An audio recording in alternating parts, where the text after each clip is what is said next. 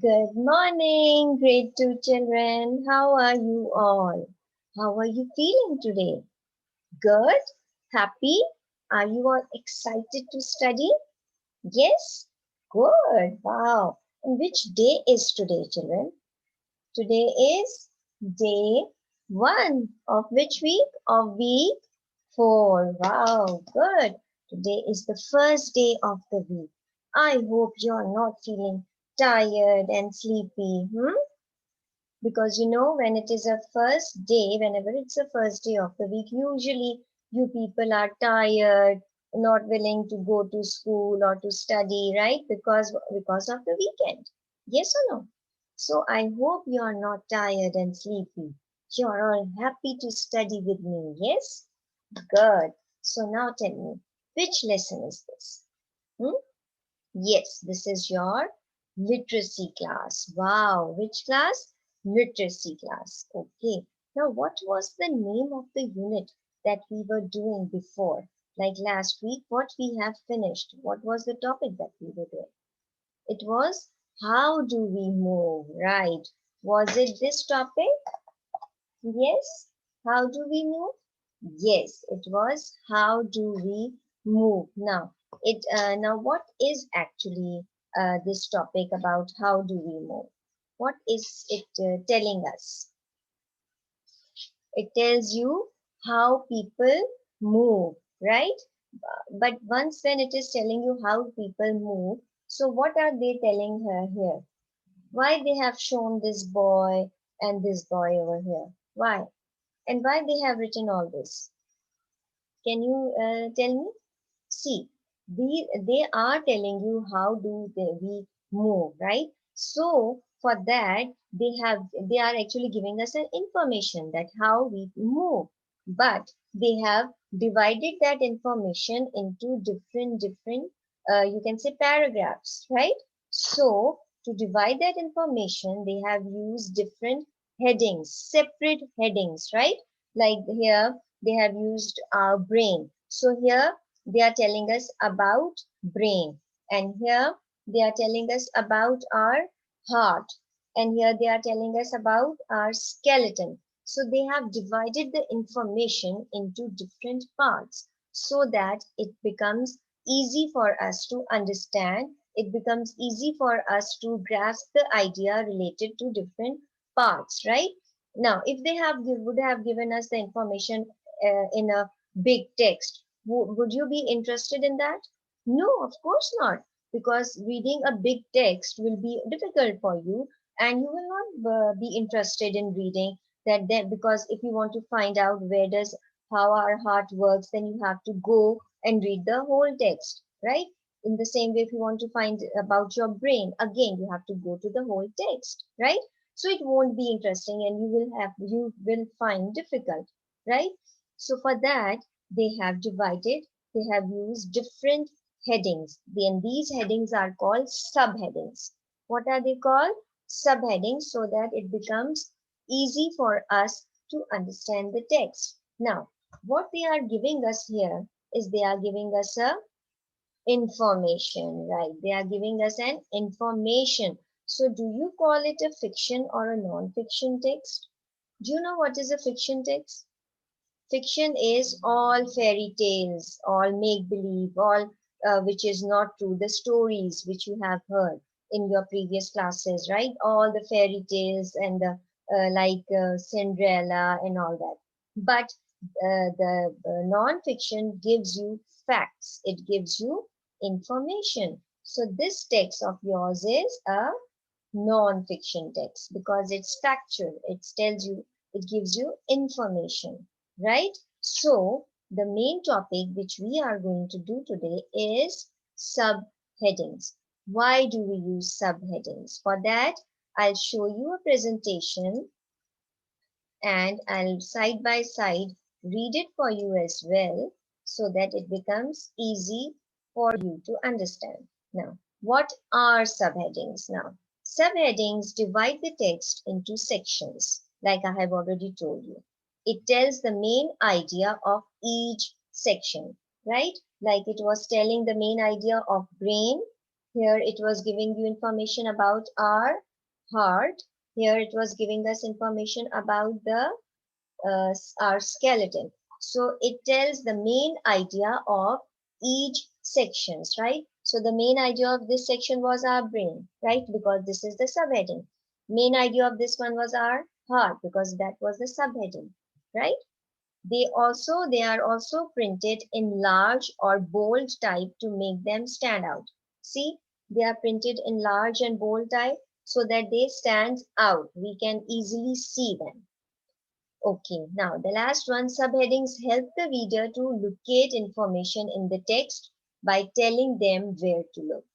Now, suppose if I want to read about our heart. So I will go and see our heart section and I'll go and read that. So it helps the reader to locate the information in the text by telling them where to look, right? So this was the main thing about subheadings. They have such an important role to play because if you want to read something, you will not go through the whole text and read the whole information. If there are subheadings, then it will be easy for you to go to that heading and read that particular information. Yes, right? Now, I want you to, if you see your page number 17 of your Nelson English, you all have page 17 here? Yes, correct. Now this is subheadings. Now, using subheadings. Subheadings make it easier to read factual information. Information which is related to facts, right? And the information on page 12 and 13 is all about how people move, but it is split up under headings or subheadings to make it easier to read. Like as I have told you, what happens because of these subheadings, it makes easier for you to read the information, right? Okay. Now is the part for you to do the task. What you have to do is you have to read the information here about short and tall people. And I'll be discussing this with you after 5 minutes. Your time starts now. Time is up. Great. Now, what was the information in the first passage here? Now, this information is about short people. Like it says that some people are much shorter than most other people, right? So, who was the shortest person in the whole world? Who was the shortest adult? Yes, Saad, the shortest adult was just under 55 centimeters long. Like he was 55 centimeters tall and he was called Sandra Dangi and he lived in Nepal. And for how long he lived? He lived to be a 75 years old adult. He was 75 years old when he died, right? So here in the picture, can you see here? This boy is carrying him. He is carrying him like a baby because he's very short, right? Now, what was about the other information? What is the other information telling us? It is telling about the people who are much taller. Now, who was the tallest person? The tallest man in history was Robert Wadlow.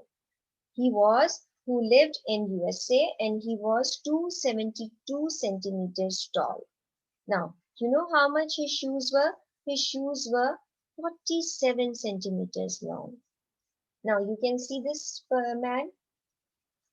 What's his name? Robert. See how tall is he? Yes.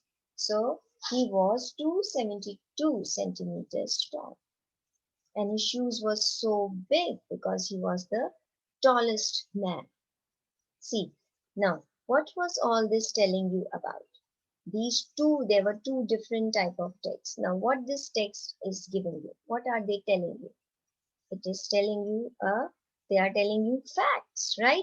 So they are non-fiction because they are giving you facts. They are giving you information. Now, they have given you information of what? About the shortest person, shortest adult, and the Tallest adult, right? Correct. Now you have to write some information in a form of a table. Now, in your notebook, you are going to make two columns, like the columns they have made it here. One is about Robert Wedlow and other is of Sandra. You have to make two columns and you have to quickly write down information about these two persons. Okay, I'm giving you 10 minutes to do the test. Okay, 1, 2, 3, start. Time is up. Time is up. Have you written information? Okay, now who was Sandra actually? Sandra was the shortest person. And how short was it?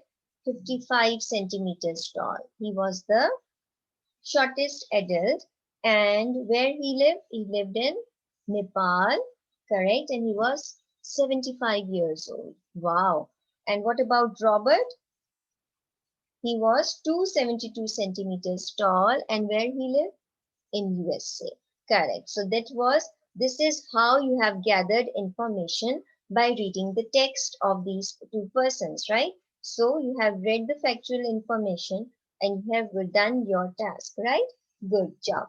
I'm so happy for you all, class. That's a great class of mine.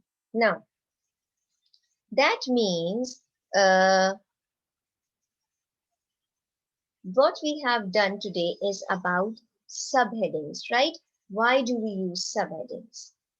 Subheadings helps us to read the required text that we want to use. It stands out. It is always written in bold type, right? It helps you to find information, whichever information we want to read, we are going to go to that subheading and we are going to read that. Yes, this is what we have done today. Yes, class. Wow, please do remember all these. These are very important things, important tasks that you are doing. Because remember why we are learning literacy? I have explained you this before because it's going to help you out in your life and in your practical life when you are going to go to college, to university, wherever you are going. Language is very important. It is not only in writing but in speaking as well. Yes, so do keep on learning. Do your homework, which I'll be posting on portal. It will be about subheadings and it's going to be the workbook page. Okay, children, all the best. See you in your science class. Bye bye.